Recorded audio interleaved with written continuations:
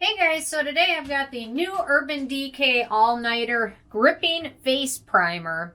And I was pretty excited about it. I love new primers. And I'm always on the hunt for a good one, especially something that'll make my makeup last a little bit longer.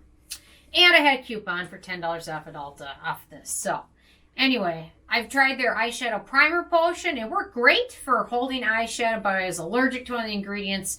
So I was a little uncertain about this one, but I don't seem to be having any of those issues with this one. It does have some good beneficial ingredients in there. However, they are all listed after a preservative, phenoxyethanol, which can only be in products up to a concentration of 1%.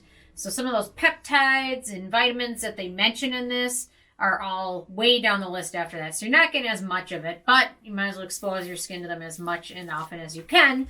So nothing wrong with that. No fragrance, no denatured alcohol. Ike, are you into the gripping face primer? He does not need a face primer.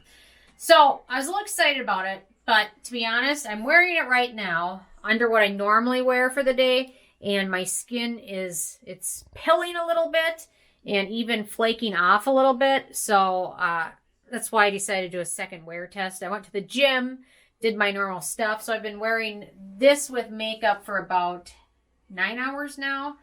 So let me do a quick swatch for you guys. So to be honest, I think it's probably a combination of the fact that I have drier skin and it's winter. That doesn't help either, but it goes on nicely. It leaves a nice canvas for makeup application.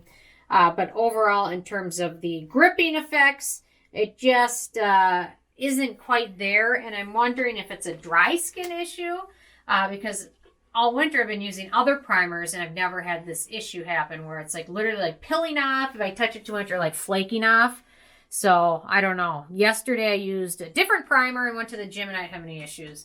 Today I've been testing this one out again just to see how it compared to that other primer, and it just doesn't perform well. It's the exact same makeup products over it, the exact same skincare products underneath it.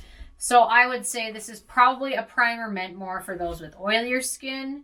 The nice thing is the main ingredient isn't dimethicone or silicones. So I know a lot of people try and avoid those, and a lot of primers are just full of it. Like that's the biggest ingredient in them, which can help for gripping and making a matte finish. But in the long run, sometimes it can clog pores and things like that. So a lot of people try to avoid that in certain products.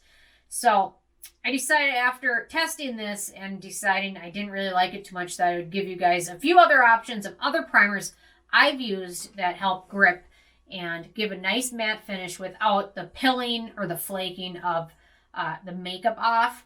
So I should mention the Cover FX gripping primer is one of my favorites. It's in a drawer somewhere. I couldn't find it today. So I've got several other options though.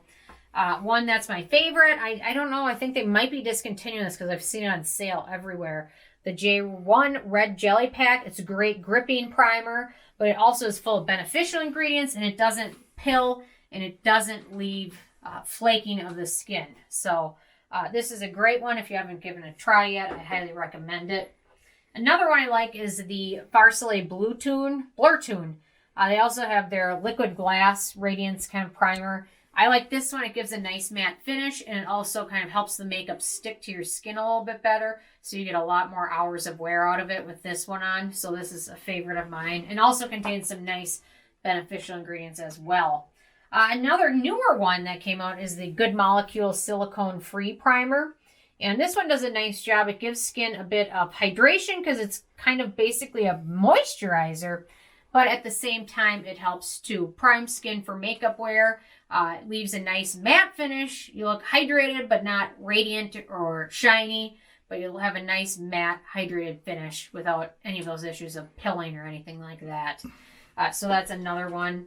e.l.f. just came out with this one, newer one, I think Puff Puff Primer from one of their newer collections. And this one also has a lot of good ingredients. It does a nice job hydrating the skin, but leaving a nice matte finish and helping extend makeup wear. So this is another one. It's a bargain. Certainly worth checking out. And then earlier, Ike's out of here. Ike's had enough primer talk. Earlier this year, First Aid Beauty released their hyaluronic primer, which for the most part I really like. They released a couple primers. This one was my favorite out of the two.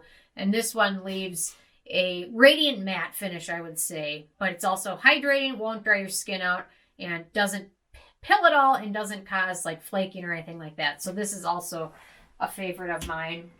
And then an older product, the Becca Velvet Blurring Primer.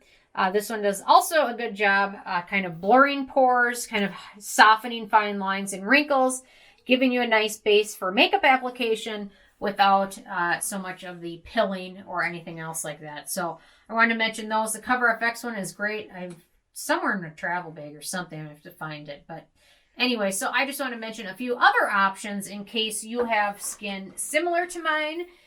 Dry skin, you apply a couple layers of makeup underneath and a sunscreen over it. And by that time, it's too many layers. So if you have dry skin, apply a few layers in your routine. This one might not be the best option. So I'd recommend getting a sample, perhaps, if you can. It comes in a pump bottle, so I always... I'm not going to get a sample from anything that's a jar because they're so not fun. Everyone touches them. There's like a little kid today at Sephora and they were all over it. So anyway, so I just want to give you my thoughts after another wear test today to see if the other 2 times were a one-off. But I don't know. After the comparison, I'm just not impressed with it, but I think other people might like it. Oilier skin, not dry skin. People with a very simple routine that might not need moisturizer underneath it. This one might be better for you guys, not so much for me. So anyway, just want to let you guys know my thoughts on it in case you're thinking about picking it up. So that is that. Leave a comment if you guys have had a chance to try it. And Happy New Year, and I will see you guys tomorrow.